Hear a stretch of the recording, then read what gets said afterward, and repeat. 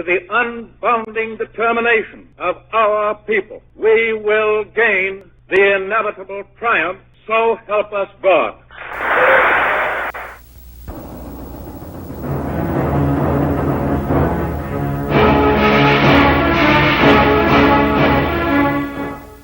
The time grid we know as August 8th to 9th has always been a magnet for events of savage purification. On August 9th, 1945, an atomic bomb was dropped on Nagasaki, Japan, thus bringing the Second World War to its apocalyptic finale.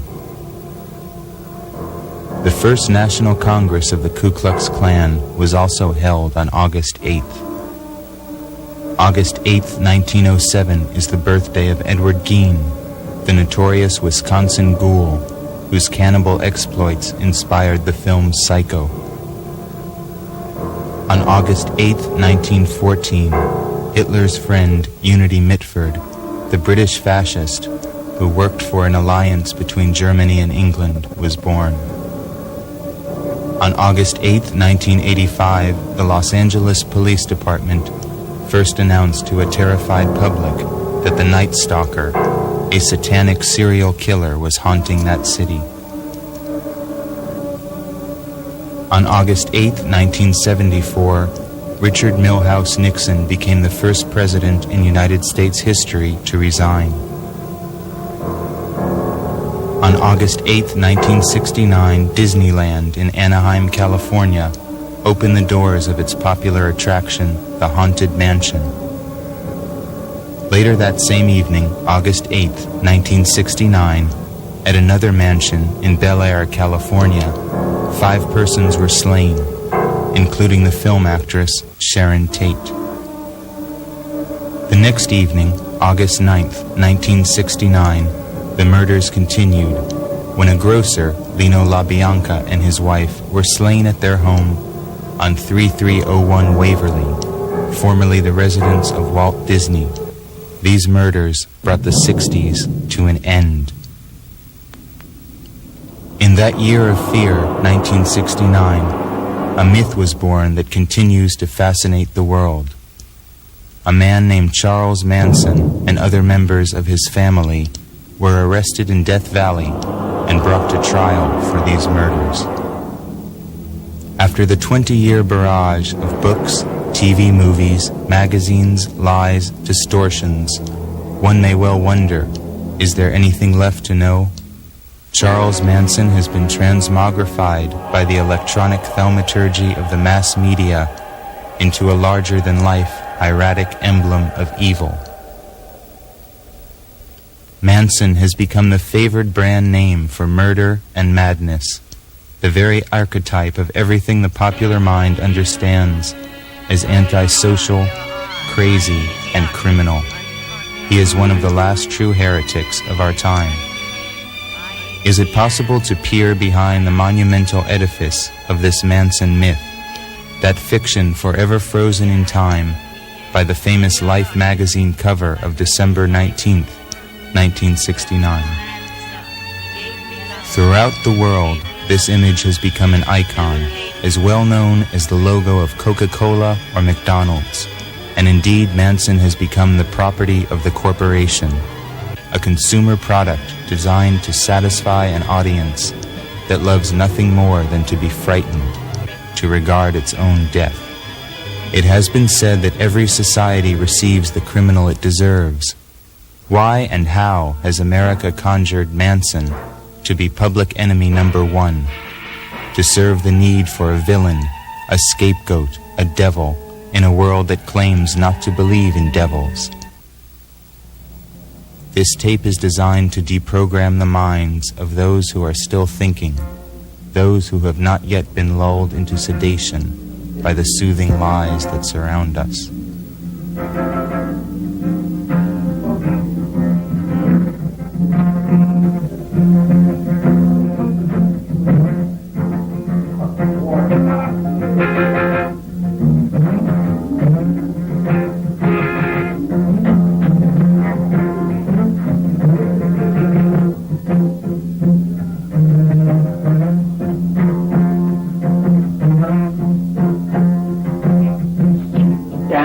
down back. Stop, bing, down. Stop, up.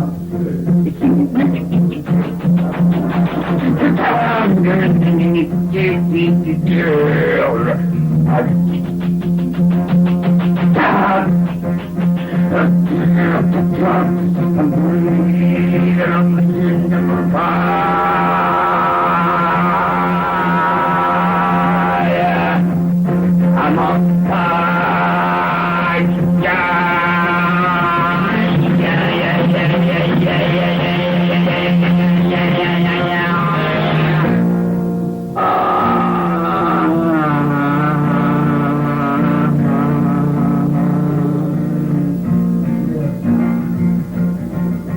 And my feelings begin to grow, and as my going begins to know, my knowing begins to surrender, and my surrenderance as I go, and my thinking in my mind now, and I'm thinking from within. I'm thinking now and forever, and I'm beyond crime or sin.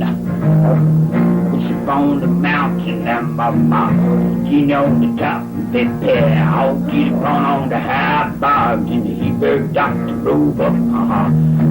Meeting me down Mount Skeeter been around, she carrying the record home.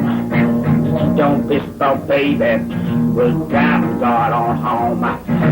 She on the phone, oh, whisper, can't come to bump your head. She'll blow up in your stomach and blow off your motherfucking head. You don't want on Rifter, you don't dream. Don't talk on talking, don't talk on me. Don't talk to me, don't whisper with the hobo mind G. That jungle walk on the walking, got a bone yesterday. Got a pot, got it cooking, got my wheat and my bones. Got my beer on my splendor, got my moving on my own. Got my whisper in my whisper cat, got my cats up in the tree. Got whiskers on the willow, got the willows on the tree. Got the trees on the spaceman, got the spaceman on the dirt. Got the moving on the monkeys, got the monkeys wearing shirts. Got the wings out on stringing, got my stringing from my head. Got my whiskers in my yellow and my yellows in my bed. I was even born into the universe. In the perfection of that, I was born 11/11/34, Veterans Day, and my grandfather, my granddaddy was the conductor on the B&O Railroad out of Kentucky, out of the Blue Moon of Kentucky. That's off the First World War. Manson was born in Cincinnati, Ohio, the bastard son of a teenage girl named Kathleen Maddox, whose ancestry goes back to the earliest settlers of Kentucky in 1792. Said Manson's much maligned mother in a 1971 interview. Charles was born out of wedlock, but it wasn't just any man. I wasn't a prostitute. I've never been a prostitute. I was just 15 years old and a dumb kid. I was Miss Dumb. But my mother was a very strict woman, very religious, and didn't allow smoking, or drinking, or even movies. So when me and my sister got a few years on us, I guess we had a tendency to be a little wild, the way kids will. She brought her child to Kentucky to be passed back and forth between various relatives, one of whom was an Uncle Jess, a moonshiner who struggled against the federal revenues. I'm from Kentucky. In Kentucky, I live in a county called Moorhead, and they got them long guns. And if they don't know you, and you come up to holler, you know, we only got enough to last us to get through the winter. We keep ours in jars, you dig what I'm saying? We raise ours in hogs and cows. Ain't got no money. Don't need no money. But I can get through this winter, you dig what I'm saying? Kick back. And each summer I get up and I worry about getting through the next winter. You dig? That winter was lost 40 years ago. And I'm the child of Uncle Jess that sent me rolling out of them hills of Kentucky. You dig what I'm saying? To save his cabin, to save his earth, to save his planet. Because he stood there and blew himself up when fucking assholes like this come in and want to take your still away and shit. He blew himself up, he blew his kids up, he blew everything up. Hound dog up, chickens up, he blew the whole thing up. But when he blew that up, he went into the same eternal dream. You dig what I'm saying? The same eternal dream that I've been in jail. You can't fake on me. You dig? Because I was your children. You can't fake on me. I was your children of the 40s. Eleanor Roosevelt can't fake on me. Yeah, that's what raised me. I'm a child of my time. You know, you're a child of your time. I'm locked in the Second World War. All your brothers run in Vietnam War. Well, your brothers are like my little kids. I was brotherhood to the Korean War, and my father was the Second World War. I'll put it to you this way: when I was a little kid in the streets, I was smoking grass. And there wasn't but a few people smoking grass. I come to jail as a beatnik. I don't know whether you remember beatniks. But what your hippies were of the 60s were what we were of the 50s. It's like a long time ago, back in the 50s when I was in reform school. And I would get in a fight or I'd get in an argument and I'd be down in solitary confinement. And they'd have me down in solitary confinement. I'd just go dun dun dun dun dun dun dun dun dun dun dun dun. I turned everything off a long time ago, back in Virginia when I was about 17.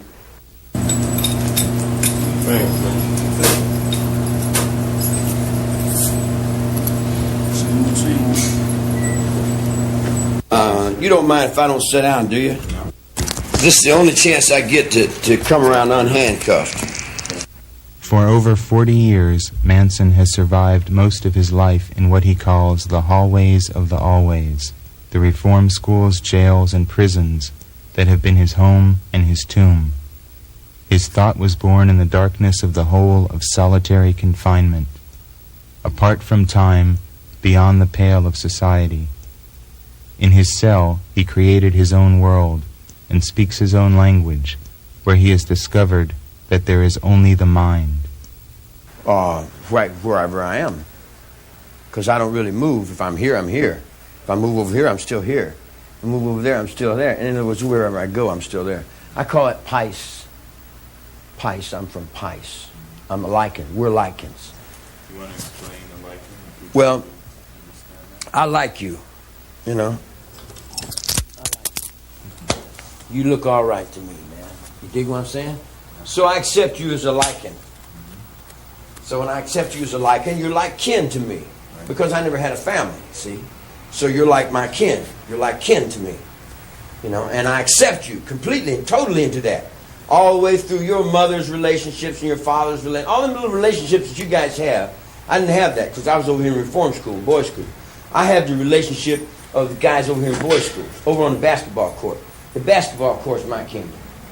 Always has been. Because I rule it from solitary confinement. So you think that's your destiny, not to... No, it ain't destiny. It's just me staying alive. It's my life. In other words, we all do what we have to do to survive, right? Well, you know, you put a child down here, now I've survived this long. You know, I'm over 40 years in prison. I've survived. And I've survived you. Manson claims that the so-called straight world outside of prison is but an inverted reflection of the underworld in which he has lived. To him, the reality that presidents and law-abiding citizens accept begins in the hermetic, alternate universe of criminals, cons, and outlaws. But Elvis Presley was only the shadow that was playing up over somebody that was dying in a hole down in Brushy Mountain, Tennessee. Or someone that was over in the solitary confinement you see what I'm saying? In other words, the real Humphrey Bogart and the real James Cagney are actors. I mean, the ones you know. The real ones, they died in here. You know, in other words, we die so that you guys can play act us. In other words, we got to be the bad guys so you guys can be the good guys, you dig? But in reality, we know that you're not the good guys. That you guys are worse than we are. You dig what I'm saying? Which is acceptable because we're outlaws. I'm a reflection of, you take a little baby and you put him in the penitentiary and you raise him up. I'm Richard Milhouse Nixon. I'm Richard Milhouse Nixon. You dig what I'm saying? But I'm him down here under the ground, man. I've had to do all the fighting while he gets up there and takes all the bows, dig? I got to carry the motherfucker while this fat sack of shit won't let me call my old lady. While his old lady tells him, shut up! I started all over. We started a rebirth movement. We started the rebirth movement that Carter stole. See, you guys outside don't realize everything we do in here, they'll play off and tell you that that's them. If I dig a foundation for a house, somebody else will stand on it and say, yes, this is my foundation here, and I've, you know, in other words, in the United States, when you're running the United States, you ain't running in nothing but con, nothing but bullshit, and nothing but devil. You're running in nothing but demon. The United States of America is the demon of the world. Manson seems locked in a perpetual love-hate struggle with his keepers, cursing them and forgiving them in the same breath. And I stand back and give other people their space. You see what I'm saying? But if they don't give me respect, I'm sending all that back around. I'm sending it all back around. You see what I'm saying? Because I live in my mind. Do you think your mind has power in the world? Oh, I would imagine, yes. Even though you're here? Yes. Yeah, the last wave of these guys, the last wave of these guys that sent me to Vacaville are all gone now. Dr. Morgan blew his brains out.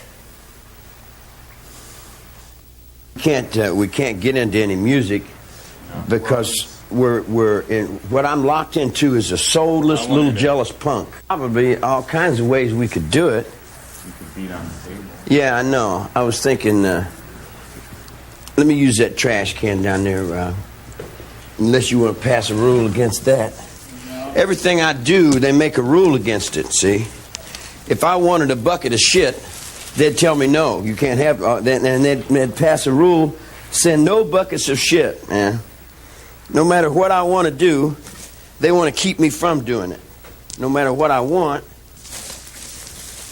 they don't like it. They, you know, in other words, if I got it. I'm very capable and I'm unhandcuffed. It's altogether different game. And these people that cut my mail off, let me tell you what they do to me. They cut my mail off. You can give this to the next wave of little kids that you grow up to. They cut my mail off. They lie. They cheat. They got some big old fat women that paint their faces and shit and dye their hair. And they cut the legs off the table so little girls can't get over and play with the little guys. And they got all kinds of little sex paranoias and little deceiving, little lying, cheating little things that they play. And then they'll push them off on somebody else and say it's all their fault, that they're no good, and we got the bad guys locked up over here, and we're all the good guys. You dig what I'm saying? When in reality, man, you got a bunch of scurvy fucking PC motherfucking pieces of shit. You dig what I'm saying? But that's on one hand. Here's where Abraxas comes in. If they didn't have the love to do it, who in the fuck would? Manson invokes the ancient god of the Gnostic pantheon, Abraxas, or Abraxas, a symbol of the eternal now, a state of mind that exists beyond the false dichotomies of light and darkness, good and evil, right and wrong. Manson justifies his forgiveness of his captors in the name of Abraxas, a god that represents total reality. I respect that same fucking asshole that I'm down on every day. That's Abraxas, man. We roll on it. We've been rolling on it ever since he come on the tier. He comes on the chair and says, fuck you, you son of a bitch. Throw shit and piss in his face. You dig what I'm saying? Knock him down. And he comes back and feeds me with it. And lets me live. And when he lets me live, then I look back at him and I say, well, you know, you're not so bad after all if you let me live. So then I have to let you live. So as long as I'm in here, I got to let him live. Because he's only living in my life. Clang, bang, clang went the big iron door. They put me in a cell with a concrete floor. 9 other men in that cell with me, moaning their fate with destiny. Clang, bang, clang, clang, bang, clang, clang. How do you think you you survive so well in this situation? Because I'm very adept. I can adapt to just about anything, man. You know, in other words, I stay right here all the time. I've been here right here all the time all my life.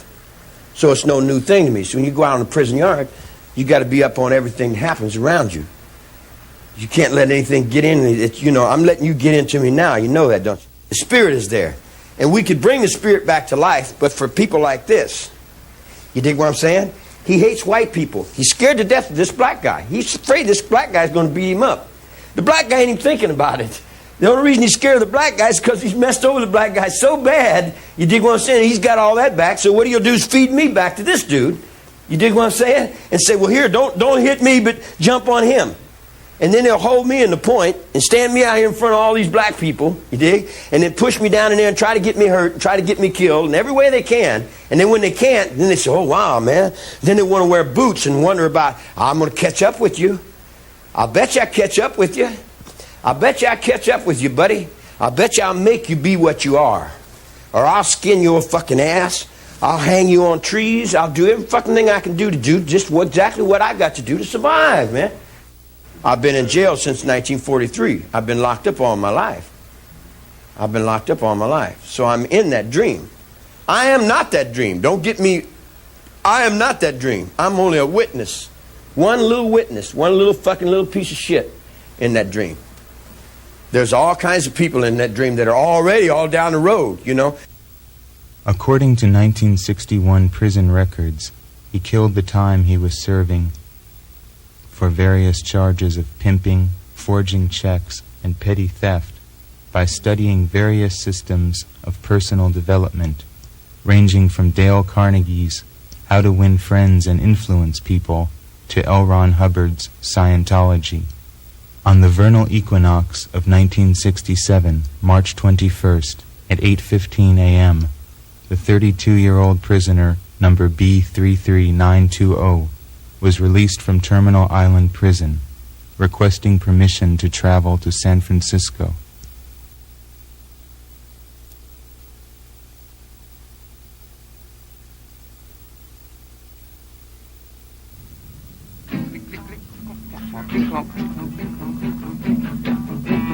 I am a mechanical man. A mechanical man, and I do the best I can because I have my family. When Manson arrived in San Francisco in 1967, he drifted into the anti-culture that the media was already calling hippie. He began to attract a following, mostly of young women who were drawn to his music and his philosophy. There's a bunch of broads that follow me around, but there's always broads following me around. Then when I got back out, the hippie was a takeoff on the beatnik, as the beatnik was a takeoff on the bohemian, or the bohemian was a takeoff on the boobska-boop. In other words, just loop-de-loops and circles that come in and out of these places. The idea of Manson as the ultimate hippie and the family as an example of hippiedom's ultimate folly has been ingrained into the public mind with all the other simplifications that have so far served as truth.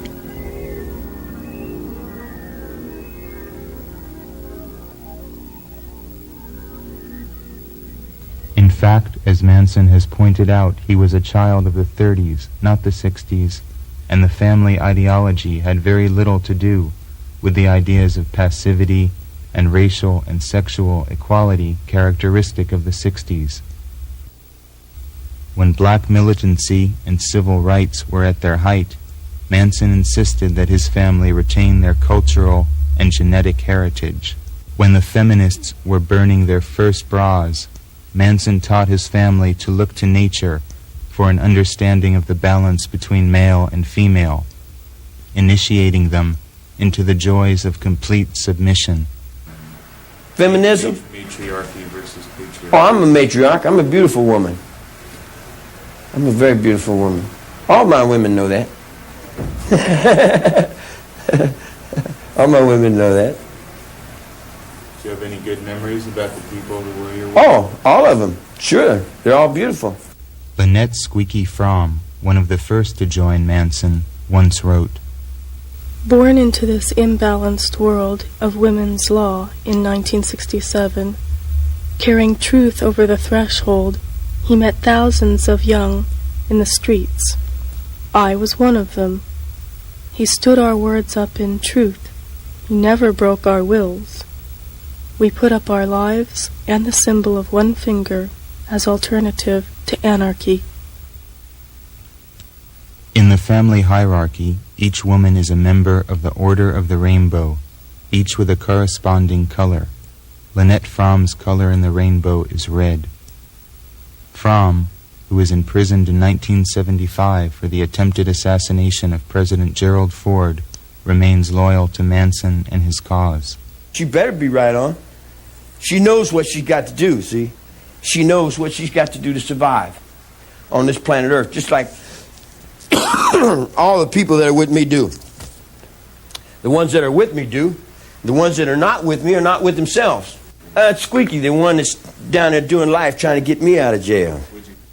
When Fromm escaped from prison for 2 days on Christmas Eve of 1987, a wave of paranoia swept across the nation that had not been seen since 1969. That one woman could inspire such fear is a sign of how powerful the Manson myth has become.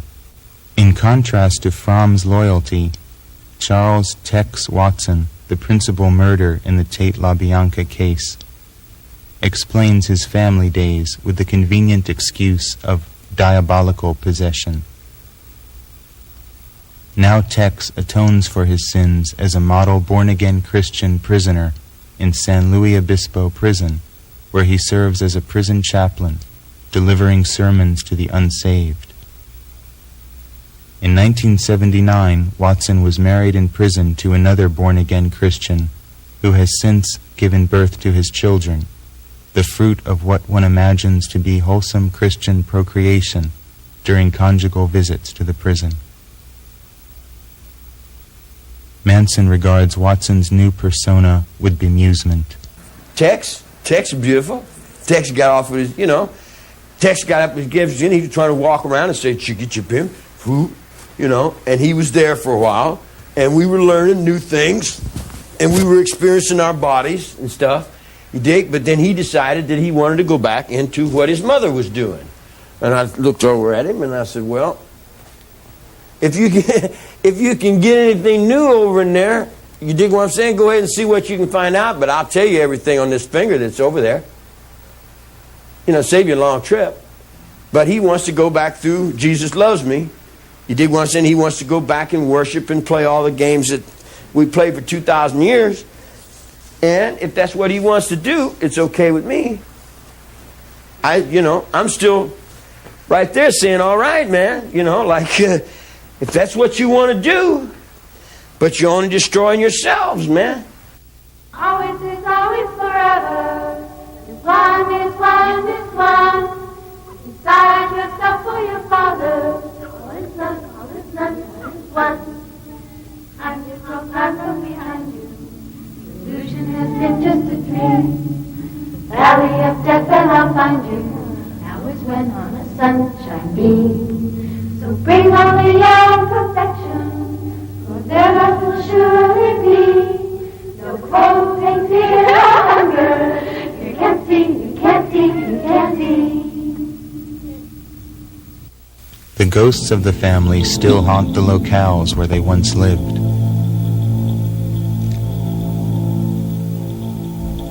In 1968, Manson persuaded the octogenarian George Spahn to allow the family to live on the ramshackle movie set, the Spahn Ranch, in Chatsworth, California. It had appeared in countless old cowboy films as the archetypal Western town. Here the family engaged in an ongoing psychodrama, changing their names and personalities, immersed in their own dimension of make-believe, with Manson serving as director. They lived inside the facades of the crumbling sets, tending the horses on the ranch and living off of food thrown away in supermarket garbage bins. Now, 20 years later, only a field of overgrown weeds stands on the site, the Spahn Ranch was burned down in a fire that destroyed every last trace. Here in this creek bed at the side of the hills leading into the Santa Susana Mountains, the family would gather in these shaded coves to listen to Charlie's music and practice their marksmanship.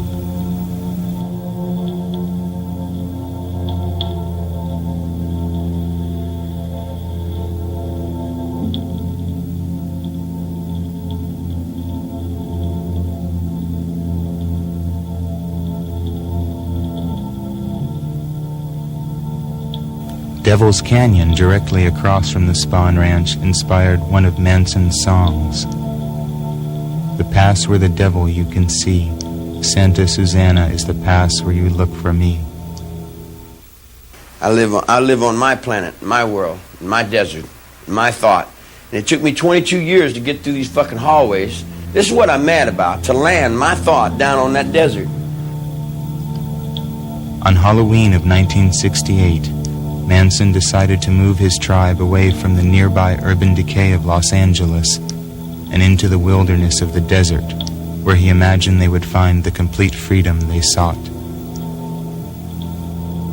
That Halloween night, Manson and a few others camped at the tiny Newman Cabin, a refuge for miners and prospectors on the outskirts of the Death Valley National Monument. Manson's name is still carved in the wood of one of the Newman Cabin doors, along with the year he first came to this desert.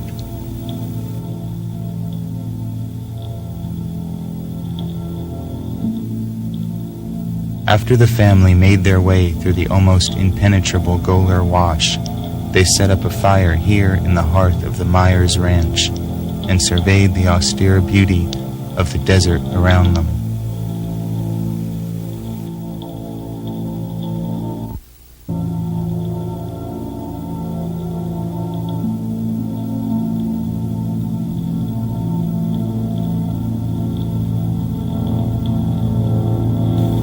One of the family girls knew of an abandoned stone house down the road, owned by an old woman named Barker.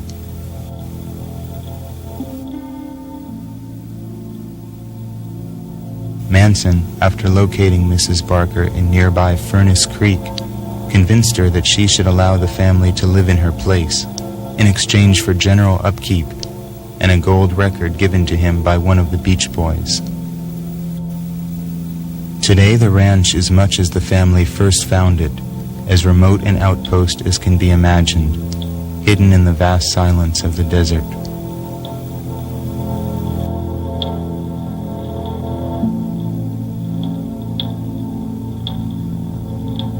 Little has changed in the kitchen where the family prepared its meals.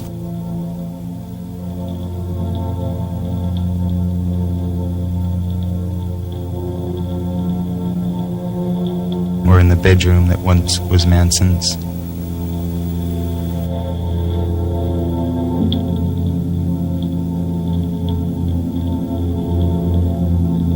Now, what comes to me, I have to deal with, don't I? So I go out in the desert, and I'm sitting in the desert, and I'm not bothering anybody, and I'm just having a good day. I'd rather be a coyote in the desert, but I've got to play act this goddamn human thing, this form that I'm in.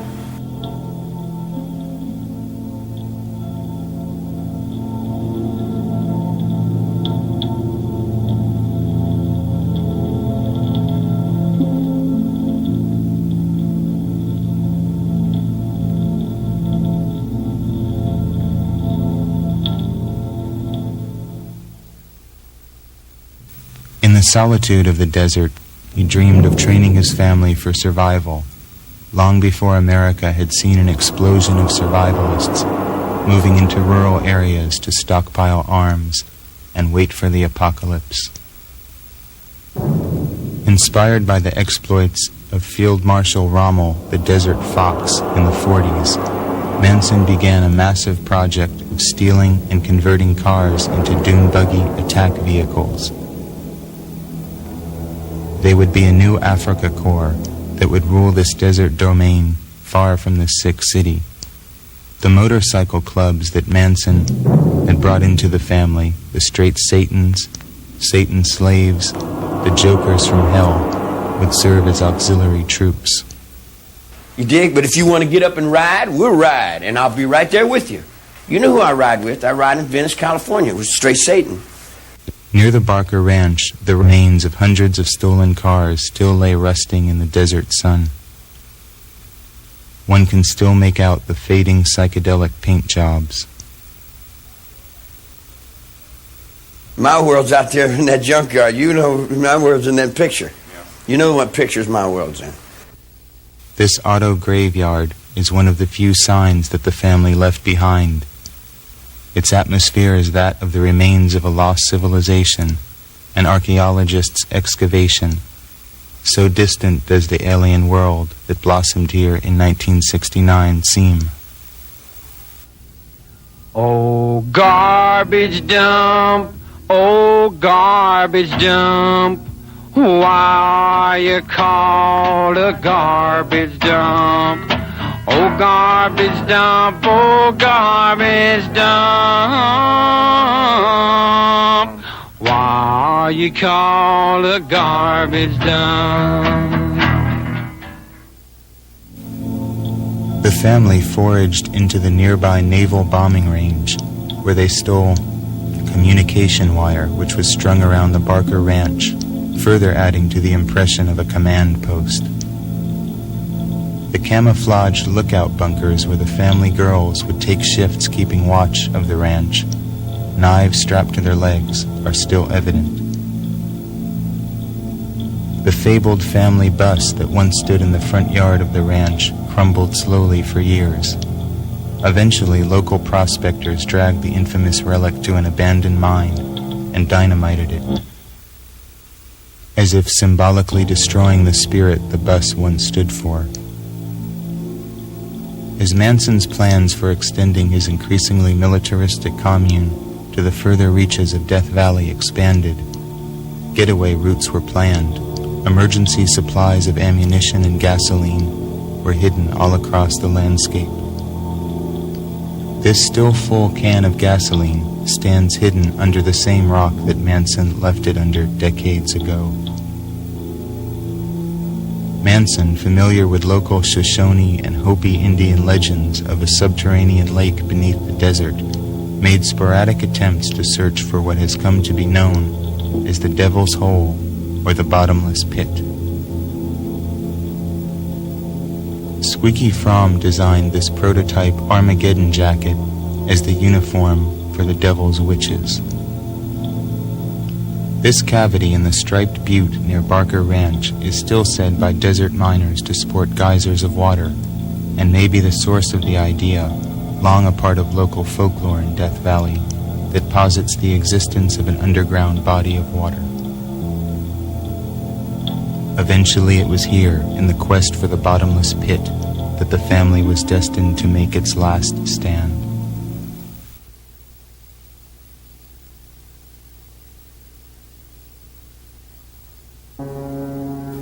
On August 8th, Tex Watson, Susan Atkins, and two other family women drove across this road from the Spawn Ranch to a house on 10050 Cielo Drive in Bel Air, where Sharon Tate, Jay Sebring, Wojtek Frykowski, and Abigail Folger were murdered. The subsequent murders unleashed a tidal wave of panic and terror. Speculation in Los Angeles and the world as to the identity of the murderers ran rampant. Similar murders the next evening added a further frisson of fear. Actually, I wouldn't be here had it not been for those people you call the family. They're the ones that put me here. They're the ones that butchered up a bunch of people and said, here, we want you to see this guy. I didn't want to be seen. You know, I was trying to get out in the desert. They said, well, this is our star. You dig what I'm saying? I would have went ahead and let you bleed in Elvis Presley. You dig? You could have had Elvis Presley for your little dreams. You dig what I'm saying? I didn't break the law. I got some friends that killed some people, but my friends have always been killing people. I've got a lot of friends that are very terrible people to other people, but to me, man, they're just home, you know. You got to be responsible for your actions. I'm not your leader. I'm not your follower. Like the Kennedy assassination, the impact of the so-called Manson murders can never be fully understood. They entered immediately into the folklore of our time, an impenetrable cipher.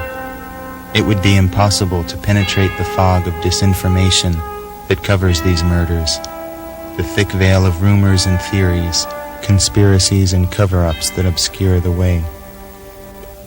Were they the first casualties of a holy war? Tex Watson's revenge for a drug burn by Wojciech Frykowski? Susan Atkins' attempt at a copycat murder designed to free Bobby Beausoleil? Were the murderers strangers to the slain? There are only questions. The murders seem to echo the sordid epitaphs of old Hollywood in their excess. Jay Sebring, the hairstylist to the stars, had been living in the house where 30s actress Jean Harlow's husband, Paul Byrne, had killed himself decades ago. Ironically, this article in the Los Angeles Times wondered idly who the unknown assailants were, while an article right next to it answered the question. On August 16, 1969, sheriff's deputies raided the Spahn Ranch and arrested most of the family suspected of auto theft. They were released shortly thereafter for lack of evidence, without the police ever suspecting that they had in their custody most of those involved in the murders.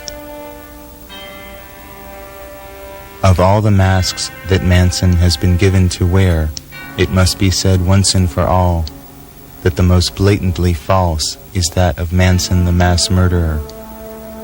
That Manson was not present at any of the murders, that his name is inextricably connected with, is a simple fact of history. Indeed, it has never been shown in a court of law that Manson has ever killed anyone. And yet he is known as a killer, a butcher, a murderer of unborn babies. There have been far grislier murders than these, and yet every media hack feels compelled to refer to them as the murders of the century, if not of all time. Had the victims been 5 anonymous individuals, who would have noticed or cared? Somehow the murder of a movie star is deemed the worst taboo that can be transgressed in our culture. Perhaps it is only America's drooling, morbid curiosity for the death styles of the rich and the vapid, a soap opera to be lived vicariously, with hypocritical tongue-clucking and a copious flow of tears to mitigate their ghoulish guilt at being titillated by death. To even speculate on the motives behind the murders is a moot point, but it is generally assumed that they began with the similar murder of Gary Hinman, a music teacher and drug dealer, committed by family member Bobby Beausoleil in July of 1969. A partial motive for the Tate murders may have been to give the impression that Beausoleil could not have been the murderer. Manson ruefully recalls the day that Beausoleil told him of his desire to kill Gary Hinman due to a drug deal gone wrong. I know when I've done something, when I didn't do something, and someone comes to me and they say, I got a problem. I said, what is it? And they said, will you help me? I said, sure, I'll help you. He said, well, can I be your brother? I said, sure, I'm your brother. I'll help you do anything. What is the problem? He said, guy owes me some money. I said, well, if you're big enough, go get it. If you ain't, sit down and keep your mouth shut. He said, what would you do? I said, fuck it, man. It's only money. I wouldn't put my life up for no fucking money. You dig what I'm saying? He said, well, I'm going to go get my money. I said, well, that's up to you. It's got nothing to do with me. The guy went over and fucked the guy up, took his money. You dig what I'm saying? He come back and said, I killed the dude. I said, the fuck you tell me for? What you tell me for? You making me a conspiracy to something? But the die had been cast, thus leading Charlie to seek sanctuary in Death Valley. I asked if he remembered the day that he was arrested for the final time.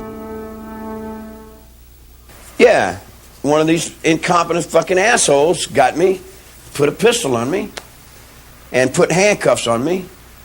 And I've been in handcuffs for 18 years. That's the only reality he's got, is me in handcuffs. It was here in this tiny cabinet in the Barker Ranch bathroom that Manson attempted to hide from police during the raid of the ranch. One of the arresting officers saw a string of matted hair sticking out of the cabinet.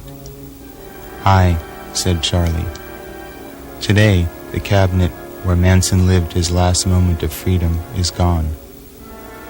In essence, it seems that Manson is not serving his life sentence for murder, since he was at no time ever accused of murdering anybody, but for his subversive ideas, and because of the abstract notion that he is simply too dangerous. In a mockery of justice that was his trial, he was not allowed to defend himself. When he was finally given the right to testify in court, prosecutor Vincent Bugliosi argued that Manson's hypnotic powers might be too persuasive to the jury. Thus they were banned from hearing his testimony on the grounds that they might be convinced of Manson's innocence. During his testimony that was delivered to an empty courtroom, Manson declared, "These children that come at you with knives, they are your children. You taught them. I didn't teach them. I just tried to help them stand up. You can send me to the penitentiary. It's not a big thing. I've been there all my life anyway. What about your children? These are just a few. There is many more coming right at you." Don't blame me for falling in love with you. Blame charms that melt in your arms, but migraine monster, don't blame me.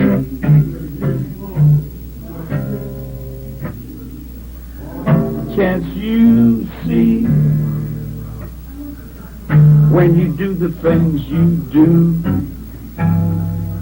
Say that you're saying or pray that you're praying, but don't blame me. I can't help it if that doggone moon won't shine. All that stuff that's right. You've been standing on the sunshine, and don't blame me.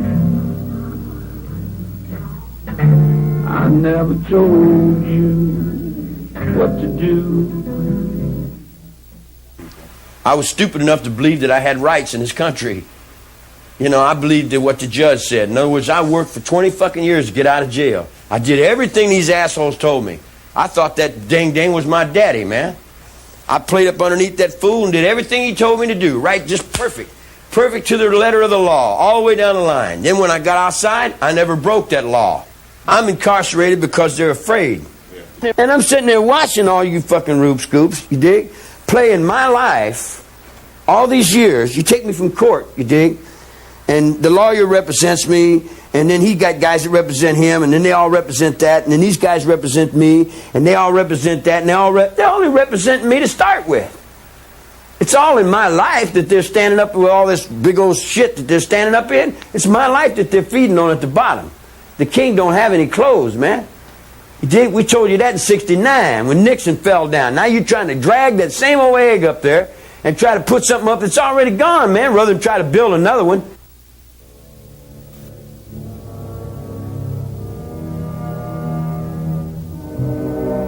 Manson is crazy, it is said, because he believes that he is Jesus Christ. Behind this cartoon conception is a more complicated cosmology than has been previously understood. And then you see Jesus and you see Christ as being a little God, partner. Because I had the altars of the Druids long before the cross came. And the altars of the Druids will be there long after the cross is gone. Whether the Christians like to accept it or not, you dig what I'm saying? The cross came by and passed by my window, and I seen it go by, and I said, "Ah, Christ was a little God." Ah, because that was where they hung that fucking last asshole.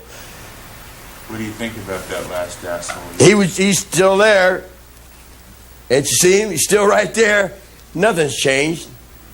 It's right now, and then as it's right now. You dig? And I'm not going back over there. Fuck them assholes. Manson's use of Christian terminology may have been inspired by a man who once walked a similar path. Francis Penovic was a burglar, con man, and petty criminal who had spent much time in prison before he changed his name to Krishna Venta in 1948 and announced that he was the Christ everlasting. In the 50s, Krishna Venta built his Fountain of the World commune in the Santa Susana Mountains, not far from the Spahn Ranch where Manson and his family would settle over a decade later. Like Manson, Krishna Venta's following consisted mostly of young female disciples. They were given different colors according to their temperament and aptitudes, much like Charlie's rainbow. Krishna Venta was killed in 1958 in a dynamite blast ignited by a jealous husband who disapproved of the guru's sexual teachings, but his legend lingered in the area to inspire Manson to attempt to take over the cult years later. Atop this skull-like rock formation at Fountain of the World, Manson held crucifixion rituals that culminated in family orgies. At one time during his Hollywood period, Manson was hired as technical advisor for a Universal Studios film project concerning the second coming of Christ. When Charlie learned that the producers intended to portray Christ as black, he abandoned the project. You see, now, every time I come down off of this, you don't like me. Then I'm a no good son of a bitch. Because then I put a piece of steel right there on my leg, and I sure not can cut anything with any place I want to cut it. And I live within the sphere of me. I don't push it off on nobody else. You take the most holy man they got, you dig, and treat him as worse as they can. Degrade him, drag him through all kinds of shit, spit on him, cuss him, just do everything, and then turn around and go to church and worship him on Sunday and think you're going to get away with it. Don't work that way. And yet, for all of Manson's identification as man's son, the son of man, the archetypal figure of the hanged man or the slain king, he is perhaps more commonly identified with the opposite force in nature.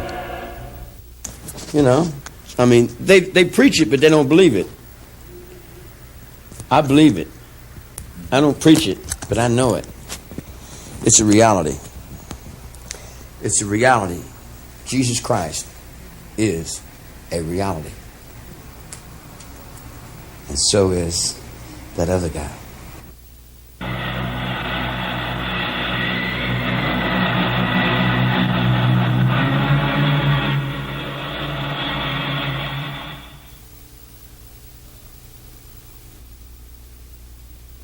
The dark allure of Satanism and the mystique of the vampire link Sharon Tate and Susan Atkins in a web of mystery. They seem bound together by destiny, protagonists in a drama decreed by fate. There are parallels in their lives that defy logic. In 1967, Susan Atkins was an aspiring actress, making her living as a stripper in San Francisco's North Beach. Strangely enough, she worked under the pseudonym of Sharon King. She was hired by Anton Szandor LaVey, the high priest of the Church of Satan, to play the part of a vampire in a topless witches revue held at a San Francisco nightclub. Atkins had written of this performance. I was the perfect sexy vampire, ready for my casket lying at the center of the stage. I knew I'd never be able to get into that casket for real without getting stoned. I popped the acid tab into my mouth.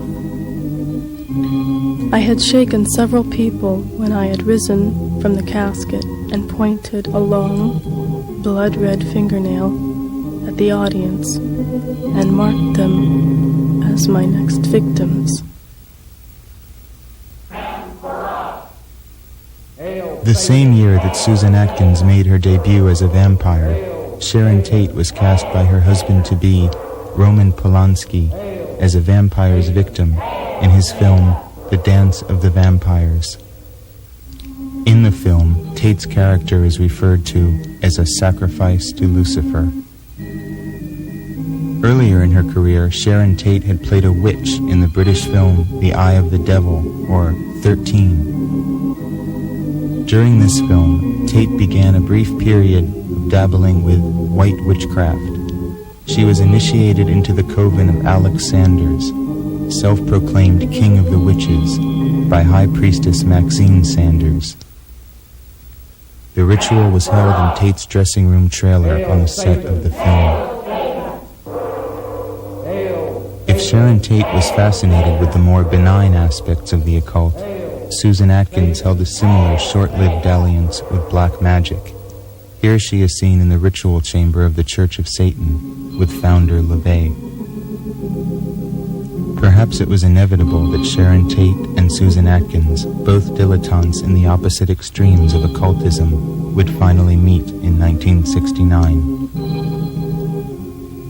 It is alleged that Susan Atkins licked the blood of Sharon Tate off her fingers that night before leaving something witchy on the wall, reenacting their previous roles as vampire and vampire's victim. At the approximate time of Sharon Tate's murder, 12:30 a.m., the TV guide for August 8, 69, reveals that a film entitled The Vampire's Ghost was broadcast over the airwaves. There are other oblique links between Anton LaVey's Church of Satan and the Manson phenomenon. On the very night of the Tate murders, Anton LaVey performed a rite in the same ritual chamber where Susan Atkins had once posed. This ritual was entitled The Riding Forth, and its purpose, according to LaVey, a strict advocate of law and order who despised the 60s lifestyle, was essentially to cast a curse upon the hippie movement. Part of the invocation read that night, "Beware, you psychedelic vermin. Your smug pomposity with its thin disguise of tolerance will serve you no longer. We know your mark and recognize it well. We walk the night as the villains no longer. Our steeds await and their eyes are ablaze with the fires of hell." Unknown to LaVey, while his sorceries were underway in San Francisco, the killings that would bring the 60s to a screeching halt were being carried out in Los Angeles. 2 years earlier, LaVey had served as technical advisor on Roman Polanski's satanic epic Rosemary's Baby, in which LaVey appeared in a cameo role as the devil himself. Rosemary's Baby was filmed at the Dakota Hotel in New York City, a reputedly haunted edifice. In 1980, Beatle John Lennon was assassinated outside the lobby of the Dakota.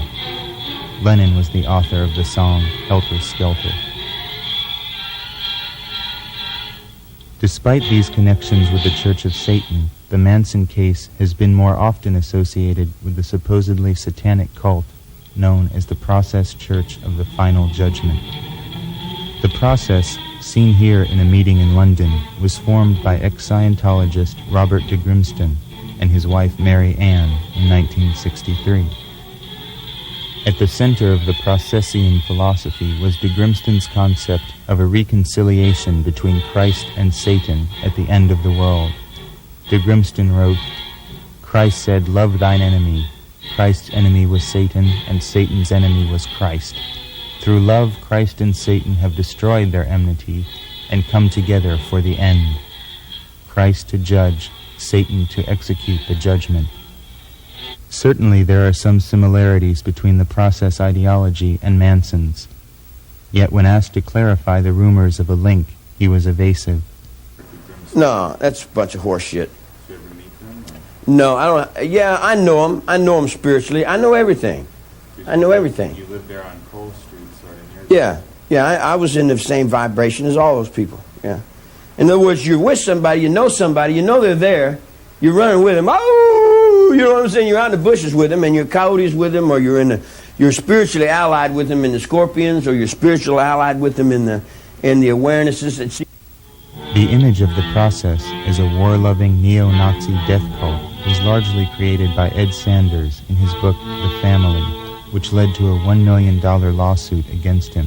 In fact, a thorough study of the process reveals them to be little more than a sophisticated kind of Jesus freak cult.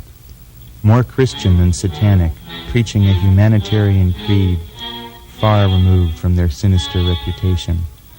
Nevertheless, there are some undeniable facts. The family did, for a time, reside near Process headquarters, Cole Street, in San Francisco.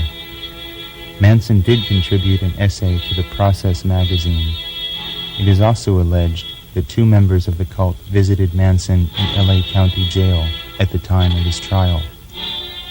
While Manson may be locked in prison, he claims to send his thought out into the world to do his bidding in the form of these emissaries made of string.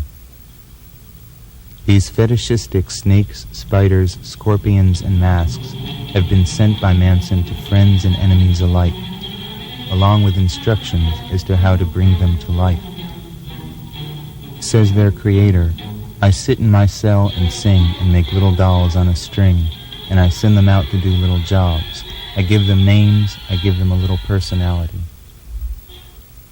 Another occult figure linked to the family is filmmaker Kenneth Anger, student of Aleister Crowley and an early member of the Church of Satan. At one time, Bobby Cupid Beausoleil, seen here in Haight-Ashbury, was Anger's protege. Anger dubbed Beausoleil Lucifer and starred him in that role in his ill-fated project Lucifer Rising.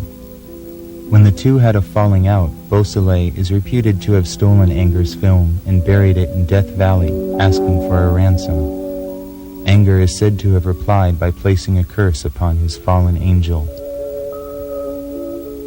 After his incarceration for the murder of Gary Hinman, Beausoleil composed a soundtrack for Anger's second version of Lucifer Rising. Seen here is Anger's stationery, which still features artwork by Beausoleil. Satan means whatever I'm looking at, whatever I want it to mean. It's on my forehead. It's me if I can get up on that highway. If it's me trying to save my air, my water, my trees, my wildlife. It's me on that cameraman. It's me right there in his watch. It's me in his brain. It's me right there on his ears. And when he shaves in the morning, I'm sitting right up underneath his razor. You dig? It's everything that human beings don't understand. It's all their fears. It's what they're not sure of. You dig what I'm saying? Satan to me would be God. You would be God to me. You dig? I can worship anything as God. Everything is God. The sun is God. The moon is God. Everything is God. Except them stupid fucking people who got that shit stuck up in their fucking heads and they won't get rid of it. In other words, they talk about in the name of the Lord, we're going to say this. In the name of the Lord, we're going to say that. In the name of the Lord, if there was such a thing, you see what I'm saying? Would he be the devil? If there was such a thing, would he be the devil? I'm out there on the highway. Sure, I'm out there on the highway. I'm out there on the highway in Big Dragon, in the underworld. I'm out there in Hawaii. I'm out there in all kinds of different things. You might say I'm kind of like Satan. I'm in so many different places at once. Yeah, it would be like Satan. It would be very sharp for one person to do all the things that I'm going to have to do to survive. In you, and in you, and in you, and in you too. Manson the Revolutionary has inspired extremists on both sides of the political spectrum. The left-wing group The Weathermen, whose leader Bernardine Dorn proclaimed in 1969. Dig it. First they killed those pigs, then they ate dinner in the same room with them, then they even shoved a fork in a victim's stomach. The Weathermen announced that 1969 was officially the year of the fork. In 1974, an aborted plan to break Manson from prison was concocted by Manson followers in cooperation with the Symbionese Liberation Army. At the opposite polarity, Manson has served as the inspiration for such racist socialist factions as the Ohio-based Universal Order, whose founder, James N. Mason, created this flyer extolling Manson as an independent genius. Well, as with all of us, my first awareness of Manson came in 1969 with the so-called Tate killings. And I was a teenage kid sitting at home watching the news, and the word flashed. A bunch of Hollywood types had been killed out there, presumably by hippie types. And of course, being a National Socialist in the 1960s, I was highly anti-hippie, but I was just as much anti-Hollywood. And so the only thing that flashed across my mind then was good. Couldn't have happened to a sweeter bunch. Mason, a one-time associate of the late American Nazi Party leader George Lincoln Rockwell, spoke of his fervent belief in Manson's cause. But it has to come from the people, from the blood, and it's a fortuitous genetic combination, as with Adolf Hitler. Who could have predicted Adolf Hitler? And who could have predicted Charles Manson? Coming from, a 16-year-old runaway, unwed girl in Kentucky and West Virginia, no education, and look at the impact he has today. Leader is a convenient term, and so is family, but we have to stay with what can be most readily understood. Manson gave the people around him what they needed most. This is what they accuse Hitler of doing in his speeches, touching every wound in the raw. He can have an audience of 100,000 and reach every member of that audience independently, separately. And Manson did the same thing. Manson designed this logo for the Universal Order, but clearly separates himself from the fray of left-right dichotomy. I wish you'd send James a copy of this and tell him if he had them swords, I just reach and take them swords and I break them and throw them down on his feet. You dig what I'm saying? And I tell him, now stand at attention when I'm talking to you. That's where it comes from. It didn't come from no fucking book. Stand up or I'll knock your fucking brains out. You dig what I'm saying? Handcuff the son of a bitch down there and I'll show you how I interrogate the motherfucker. You dig what I'm saying? I'll interrogate you. I'll reach in your brain and pull your fucking soul out and throw it on the floor. I'm tired of this bullshit, you dig? And all these people that run around and play acting like hoo-hoo gaga and playing all that shit, they better get in line or get off the motherfucker. You dig what I'm saying? Lynette Fromm has written, As for Manson's revolutionary right-wing cause, I believe that if Manson had wings, he'd have at least two of them, and a substantial soul self in the center. Indeed, Manson's vision of order in the world surpasses any simple political solution. And Jackson wants to run to be president. Man, you better hope somebody wants to be president. You dig what I'm saying? But who in the hell would want to be? Can you conceive of what kind of brain would want to lead these fucking rube scoops out there? Because there's no communication with them. You dig? If you took a horsewhip and beat them, they still wouldn't understand what the hell you're talking about because there's no intelligence there, man. There's too many people. Oh man, yeah. They'll pray for Hitler to come back. They'll wish he hadn't been here. They don't have the intelligence to change. Once you get them, they'll go, the rest of their life, They'll do that for a paycheck, You tell them, don't do that no more, and they go, There's no communication. You tell them, I tell them, stop doing that, and they'll go, I said, stop it, and they'll go, and you cut someone's fucking throat and throw blood in their face, and they'll go, You see what I'm saying? In other words, there's just no intelligence, man. You don't have any hope for mankind. Not on that level. Not on that level, I don't. No. That's not mankind. That's not intelligence. It's not even beast. It don't have the intelligence of a zoo. Now they're all running from Jackson, right? They're all making excuses. They don't want to give him this driver's seat, do they, huh?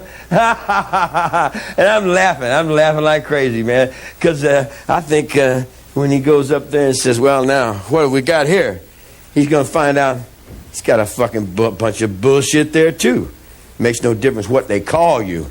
Yeah, I call you the Boosku. You're the commander of Mamscam. You know, what does that mean? You still got to live with what you do. You dig?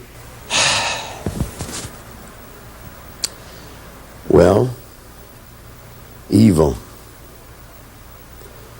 In order to put this world into order, how much evil do you think would have to be? You see what I'm saying? In other words, just to think world peace up underneath these incompetent fucking assholes that run these places. You dig what I'm saying? What kind of man you think would have that in his head?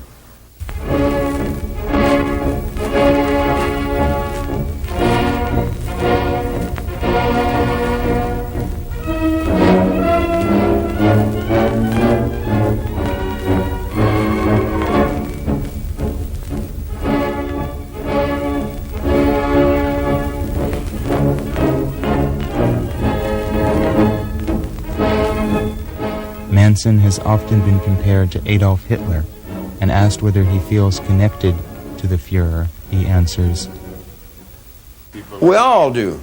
Anybody that wants to put order into the world, anybody that's got a brain that wants to put order into the world has got to stumble upon Hitler. Because Hitler started putting order into the world. And when he started putting order into the world, it threw him out, it overwhelmed him. It was too big for him. He couldn't do it, you dig? Nowadays, it's a different computer. If it's a different world, it's a different thought. Nowadays, you don't need all that explosive power. You can do it on your computers with your buttons and stuff, with your aids and baids, and with your biscuit braids and biscuit. I just think he was throwing in his time doing his trip for whatever. See, you don't have any other choice. Once you get order in yourself, then you got to reach the order in your own household, in your own family, in your own kin, in your own kind. You got to reach that order. You can't go. I can't go and tell this man something until I can tell me something. If I'm right within me, then I can tell him what's right within what I think. But each man has to be right within what he thinks, dig? I can't make another man right. The other man got to be right with himself. Des Friedens. Manson also expresses a kinship to Rudolf Hess, the occultist, ecologist, and folk medicine student who served as Hitler's deputy. Hess died under mysterious circumstances in Berlin's Spandau prison after decades of incarceration as a war criminal. You remember when they had the harmonic conversion? All the people was up on this mountain over here. Hess died that night. Want to sit down? I am. Hess died that night. When Hess died that night, that put me longer in prison than anybody in the world. Hess was always longer than me. But when he died, that put me, the only living thing that was standing on that very same thought that you and I are standing on now. You see what I'm saying? In other words, we're still in that same dream. We're still in that same thought. And nothing can take that. You can take my body away and stick it down in that cabinet. It's still there. You dig what I'm saying? You cannot take it. You dig what I'm saying? There's too many people that gave their lives for it. They gave their lives and they're still bleeding there for it. You dig? And the spirit is there. Manson has certainly been an influence on the burgeoning U.S. skinhead movement, and perhaps the skinheads are the true inheritors of the spirit of the shaven-headed girls that performed their sidewalk vigils during Manson's trial. Yeah, there's no order because incompetent assholes like this run your world. These are the fucking ding-dings that run your world, man. Look at him. Fat hanging off his fucking jaws. He's an incompetent piece of shit. You dig? He wear black cowboy boots and play off this guy and pay that guy to hold me down. You dig what I'm saying? And then come back around on the other side and talk about, I'm a white guy. I'm a white brother. You dig what I'm saying? What do you think about race? What do I think about race? Everybody look out for themselves. I look out for this guy. This is my race. Comes out of my dick head, man. My race comes out of me. You know, where I'm running is I run in the alley. I run in the darkness. If I was sitting up there where I had my fingers on the buttons, it'd be a different game altogether. Charlie has been on the front lines of the ecological war since the 50s, and he calls his vision for reordering the environment and the earth Atwa, air, trees, water, animals. Pollution. It's the only solution for survival on the planet Earth is a revolution against pollution. It's like all the animals are running this way, and a lion comes on the picture, they all run that way. All the animals are all divided all up, all the people are out there playing all these games. A bigger fear comes, they all get together and they all run in one direction. The peace plan is that Schultz and all them guys are playing in the Middle East. It doesn't have any fear in it. It doesn't mean anything. It's a bunch of fucking old assholes talking about old rhetoric. What you know? do you think the meaning of fear is? The fear is you'll do it or die. It's that simple. Do you think? In other words, the ways of the animals I identify with more than I do with the ways of the humans. Humans are pretty stupid. Humans won't survive. Humans ain't going to survive. Not the way they're going. Think they're going to destroy themselves? Yeah, definitely. They're going to destroy every fucking thing. They're destroying everything. See, people don't realize how many... If you sit down and you started thinking people, it would take you 10 weeks to think up 200 million people, man. Do you know how many people that is? Now, you run out of food with 200 million people. You run out of oil with 200 million people. You run out of thought with 200 million people. You got a lot of meat there, man. That's a lot of meat to deal with, D. You know, I'm reaching for perfection, just like we all reach for perfection. But my perfection is in the air, the water, the trees, and the wildlife. And it goes beyond my physical. You see what I'm saying? In other words, they can't understand. I've already gave this physical up, man. The physical's hanging down there on the courtroom. You know, if you want to interview me, why don't you go talk to the DA? Maybe he can make up some more lies for you, some more stories for you. And here's another thing that you people talk about. All these peace movement, all these demonstrators, they'll run out and demonstrate for a nuclear power plant and go home and turn electricity on. If you want to demonstrate for a nuclear power plant, don't use electricity. Does it make sense? You know what I'm saying? They want to demonstrate for something on one hand and get their faces up in the camera and like, look at me, I'm different, you know, or pay me to be somebody, you dig? And then on the other hand, they can't be somebody because they go home and turn the fucking electricity on and use the same fucking pollution. You dig what I'm saying? In other words, you can't protest cutting down trees with paperwork. You can't protest pollution riding around in automobiles. You dig? I told you 40 years ago, get back to the horse, man. What's the best way to change things? I get back to the horse. If you don't get back to the horse, there's going to be nothing left of you. Now, it's dawning in the minds of many.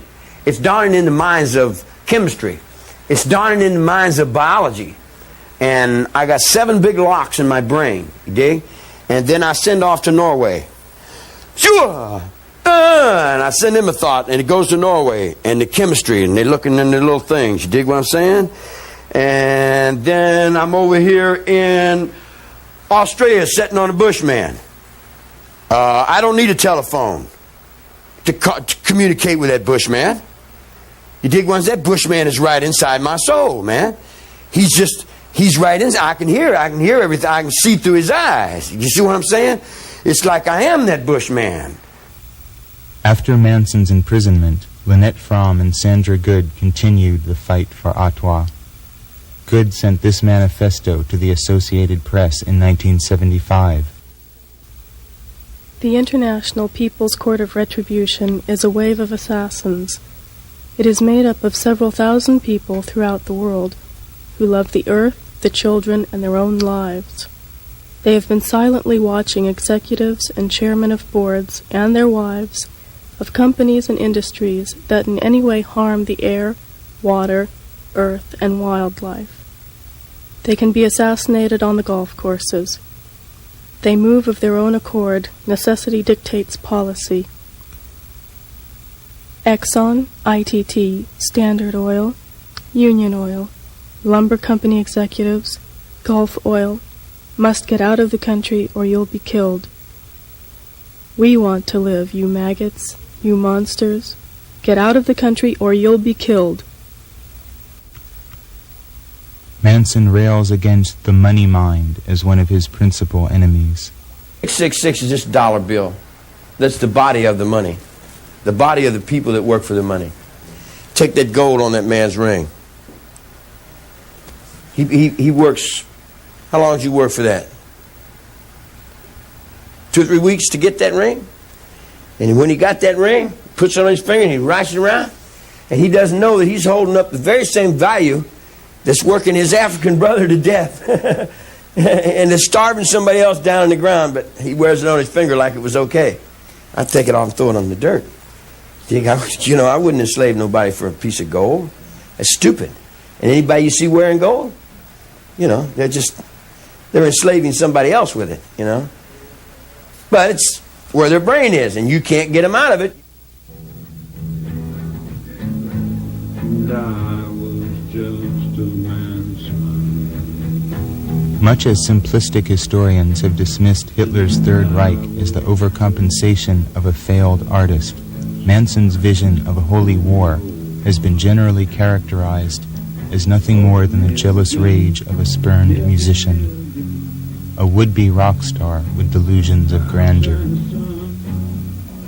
In fact, against all evidence, it is widely accepted that the overriding motive for the Tate murders was Manson's resentment against Doris Day's record producer's son, Terry Melcher. According to this theory, Manson was so enraged that Melcher did not provide him with a record contract. He ordered his slavish minions to murder everyone in the house he believed to be Melcher's. 150 Cielo Drive. Melcher himself put the lie to this theory in a 1974 Rolling Stone interview, where he said that Manson knew Melcher did not live any longer at that address because he had tried to get in touch with him under friendly circumstances at his house in Malibu. This image of Manson, desperate for big bucks and fame at any cost, has also given rise to the lingering rumor that Charlie once went to a casting call for the TV show The Monkees, hoping to be cast as one of the ersatz Beatle imitators.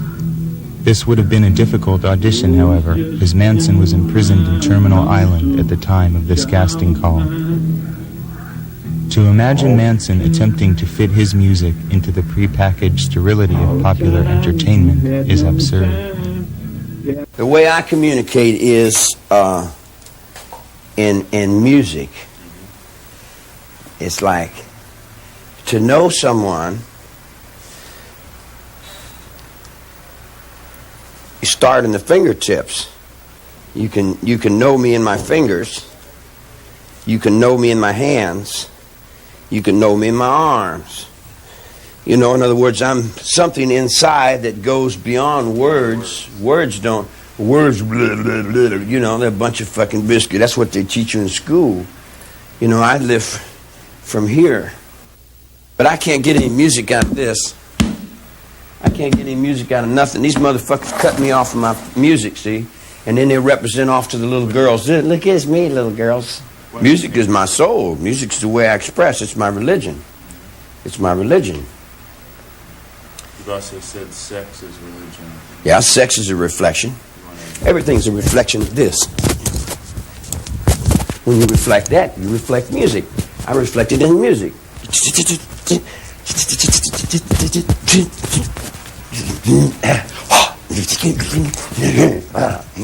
That's me. But I put my soul into the sound. That's in my music, see? But that's what they won't let me get out. And then every time they keep that music out, then all the kids rise up and they kill a bunch of people. And then they say, well, oh, you're fucked up. Well, why are we fucked up? Who says you can put your music up over my music? You dig what I'm saying?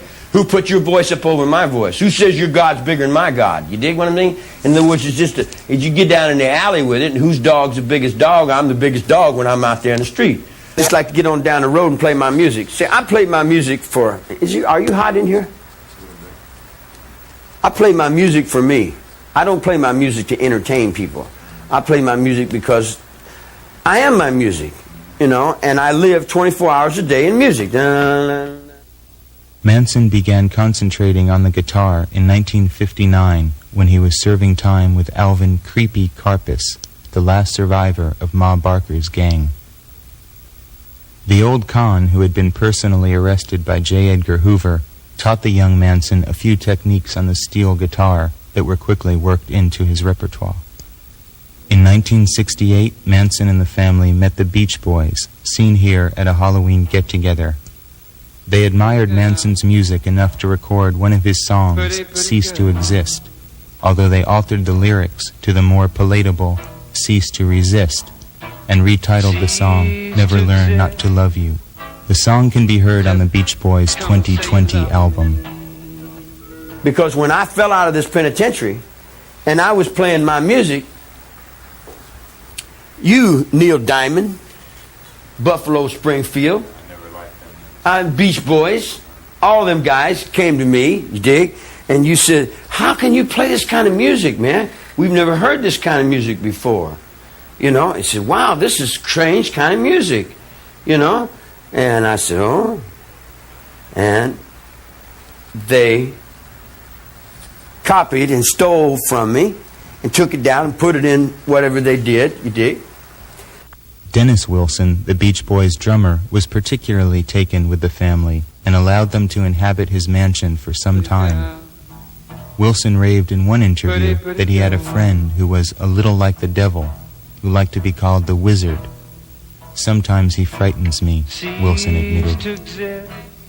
Manson, however, is scornful of the idea that his friends in the music industry were of any help to him at all.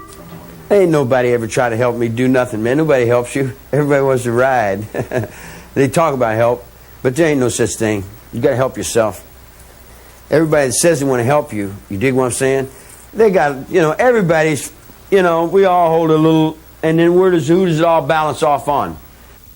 Utilizing one of the Beach Boys' recording studios, Manson recorded an album of songs on August 8, 1968, exactly a year before the murders transpired. The album was released as Lie after Manson's arrest. He has since recorded other music which has been smuggled out of prison and distributed to a few devotees. Perhaps the ultimate myth relevant to Manson and music is the fiction created by Vincent Bugliosi, stating that Manson believed the Beatles were sending secret messages to him on their White Album. I'm not of the 60s. I'm not a generation of the 60s. The 60s were little kids to me. The Beatles were like punk rock is to you. That's what the Beatles was to me. They, you know, that's not my era. My era was Bing Crosby. I'm 53 years old. I'm not a teeny bopper. In a sense, Charles Manson the man no longer exists. He has been replaced and transformed by the symbol rather than the flesh and blood being. The real Manson now resides in the imagination of the public, voracious for their next vicarious thrill. As for the man himself, he claims not to care how the media portrays him.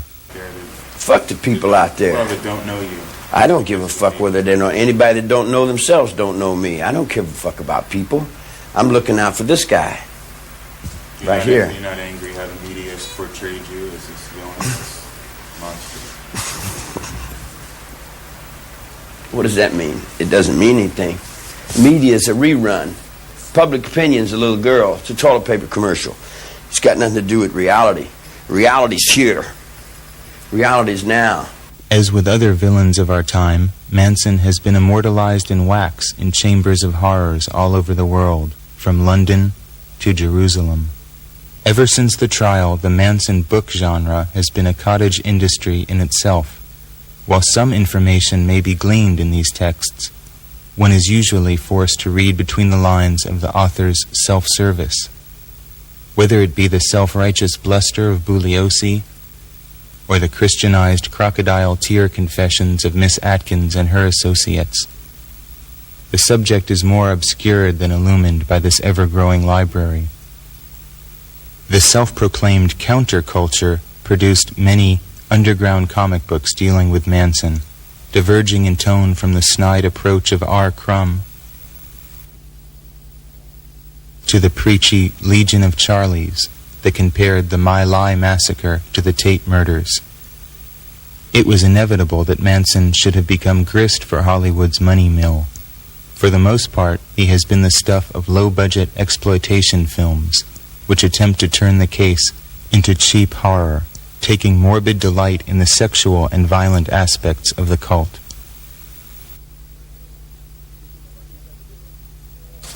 Isn't it funny you got so many people play acting you?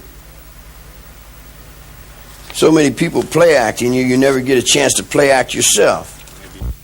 Manson's filmic alter egos have ranged from a vampiric guru in Death Master to a rabid devil worshipper in I Drink Your Blood.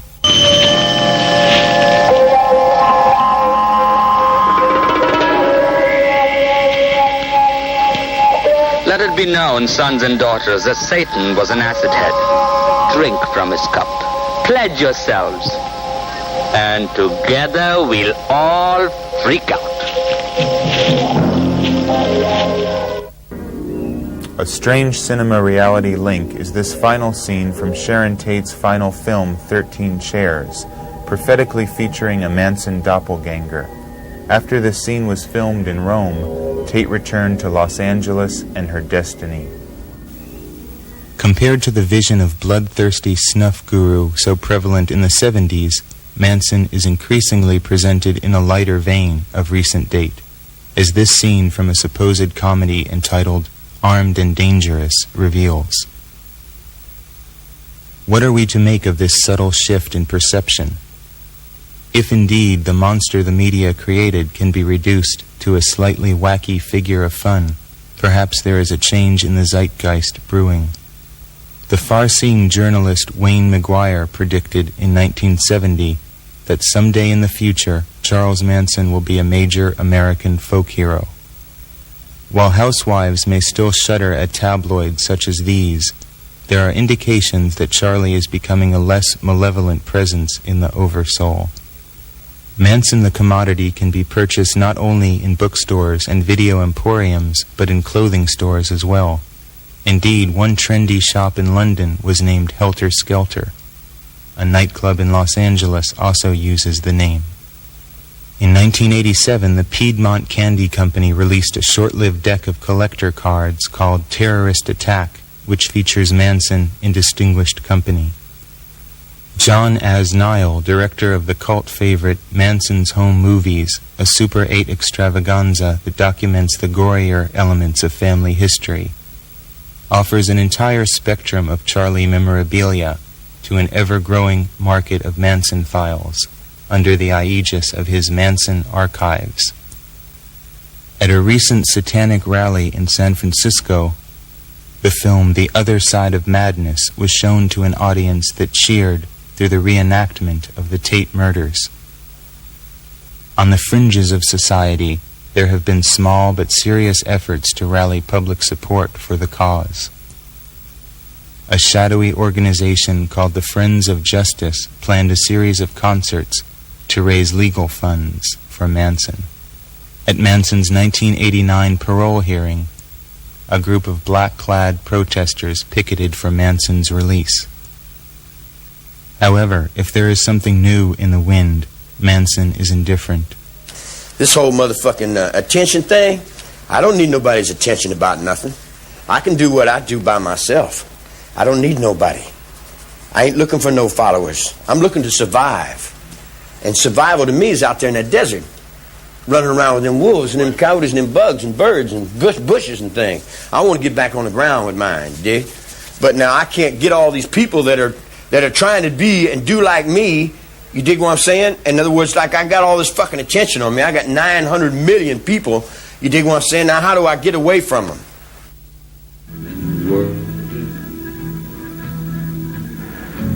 In the end, Manson is only concerned with the unfathomable parameters of his own world, his recurring fascination with reflection.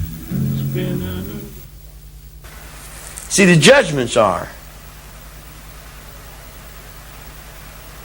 how will I judge anything? I'm judging it from what's inside of me. However I see anything, I'm seeing it from what's inside of me. The man in the mirror.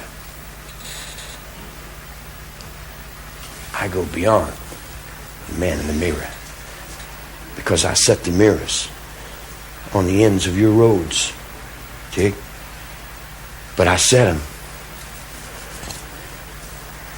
with these little nooses.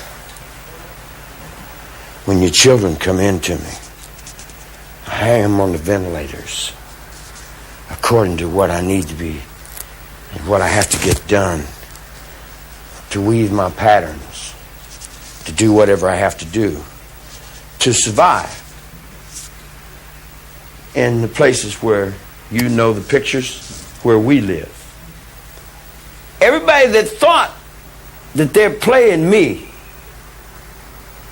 I think they'll end up finding out that they got played by themselves.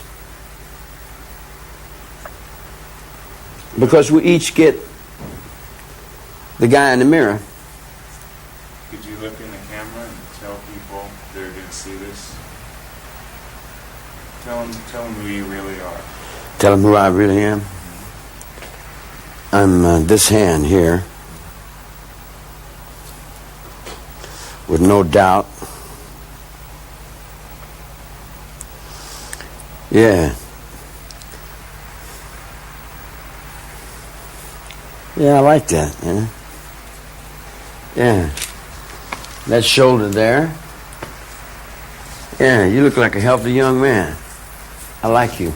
Talk to the people if they're going to see you. Well, I can't talk to the people. That's your reality. You're the one that does that. I don't. Well, I'm dealing with you. What do you have to say that you've never been able to say before? You've been through a lot, ain't you? Yeah. Yeah, that's good. That's why we can probably meet as easy as we do. I feel real comfortable with you, man. That's good. Yeah. So what do you have to say that you've never been able to say in this situation before? I'm going to survive. If you do or not, that's up to you. You dig? But the only thing that keeps me from surviving is the people that don't want to survive. So here's what I would say to all the people that have the death wish. Why don't you go ahead and find your own way out? Why come to me with all this dying and all this fear and all this bullshit? I'm not into dying and fear. I'm into music. I play music. I play music. I ride my motorcycle around, and I can play anything, any act.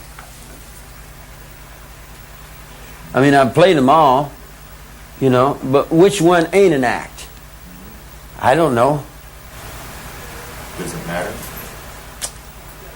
I guess only to how much you're getting paid. You know, or who's paying you. Or if your dollar's going to be worth anything to start with. Or if you got to give half of it to some Jew fucking bastard who's doing nothing but laying up and sucking on what somebody else is doing. You dig? In other words, I can't get the maggots out of my brain. Everywhere I look up, man, I got these little fucking bloodsuckers that get in my head, and they want to just feed from me some more, you know. And I say, good God, man, ain't you fed on me enough? 2,000 years ain't made you fat enough to get off my fucking neck, man. You dig? Who am I? Yeah. I'm anybody I can get away with being. I'll take his clothes and put his boots on and get the hell out of here. Walk on down the road and be a hobo. If I had a good chance. I don't like killing. I don't kill bushes. I don't kill trees. I don't eat animals. I don't like killing. But I'm just like anybody else. I can, when I'm pushed to do that, I can do that just as easy as eating a piece of steak or cooking a chicken.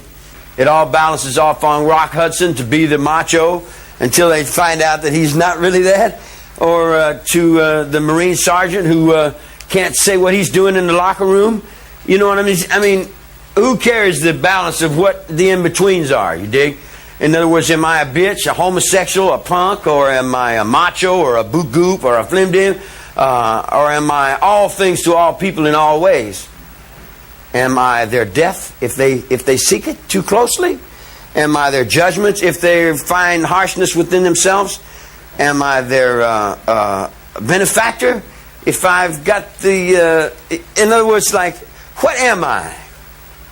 Oh, me? Hell, I don't make nothing happen. I just walk along with what's going on. I mean, make happen. Well, the same thing with you in your world. What, you know, like you've made me happen. I mean, you know, how can you say I make you happen when you made me happen just as much as I made you happen? I'm only what you put into me. You dig what I'm saying? You put your thought out into the world. No. You put your thought into me. You sent me this, and you did that, and you said so and so, and you put such and such, and I said, oh, this is what you see? Man, this must be, wow, you know what I mean? All right. You know what I mean? In other words, if that's what you see, then I'll meet you in that. Yeah, that's beautiful. Fantastic. If I lived with you for about a month or two, then you would have a whole different concept of me. You wouldn't think the same thing of me. Your whole opinion of me would change. Not only your opinion of me would change, your opinion of you would change. And we would kind of reflect off into each other to where we become a part of. They'll walk up and down and tell you, yeah, this is me, baby, and this is me, Rubu, but that ain't them. It's just a carbon copy reflection of. They won't let the reality of. You've said that you're a reflection of everything around you. Sure, what else could a child be? That goes into you. You're going to reflect it sooner or later. If I'm going like this, pretty soon you're going to reflect that. All children do. I'm born right now. Anybody that puts their life on the line for me, I've always been right there with them. Because I stay right there all the time. I was born and raised there. I stay there all the time, constantly. I'm so much there, you dig what I'm saying, that Japan came over and said hello. And I said hi. You dig? And then anybody with any respect would respect me. But any punk that don't have respect and all that fear and insecurity, you dig? Then they treat me like the fucking punk that they are. In other words, they give me all their insecurity. I can't see no mistakes. I think the infinite wisdom of all things are perfect. Even these guys, even though I don't agree with them, you dig?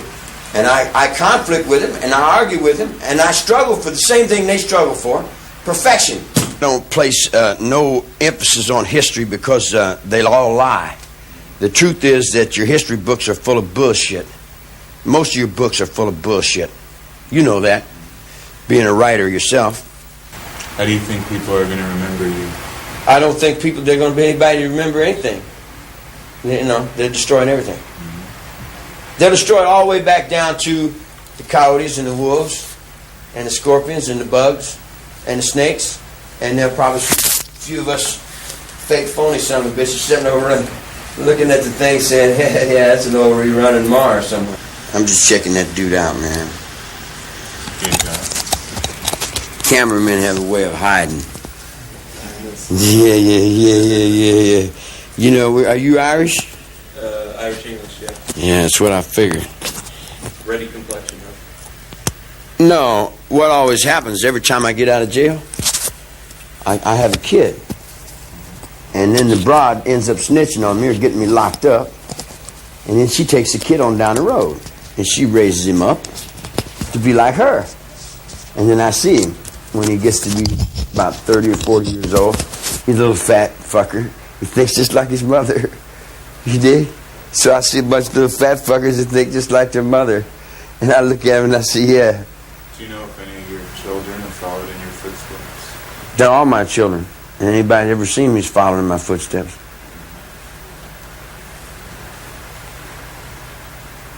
How else could they do anything else? Should I explain that? Yeah.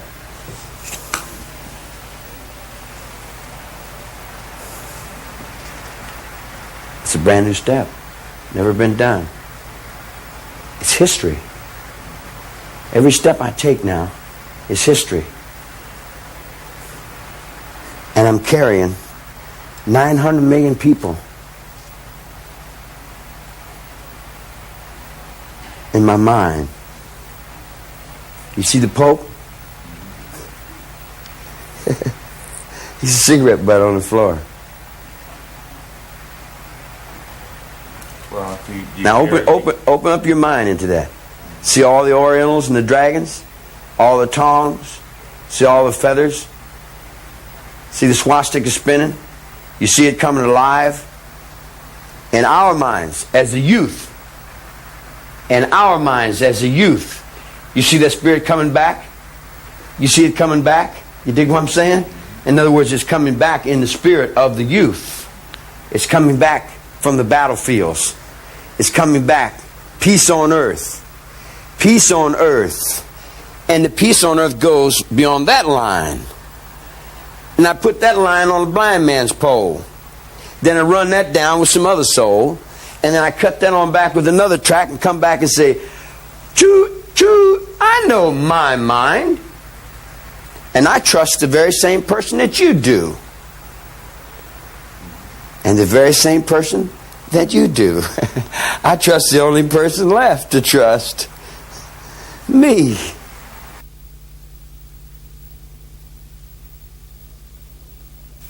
Manson will always stand as a challenge to all preconceived notions, playing the role of shaman to a society out of order with nature, out of harmony with its own bestial heritage. As the world sinks further into the long slide of self-destruction, Manson's legacy will endure. If he is mad, his is the madness of a visionary, a prophet without honor. Lynette Fromm has captured the Manson enigma best when she said, Everyone has wanted to make him small, yet a monster, stupid, with hypnotic powers, a fascist and a commie, a prejudiced nigger lover, a macho punk, both Christ and the devil.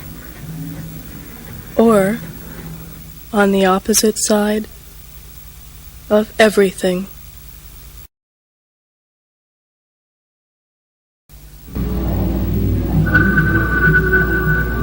Yes. Wait, I'll get it. TomorrowPictures.tv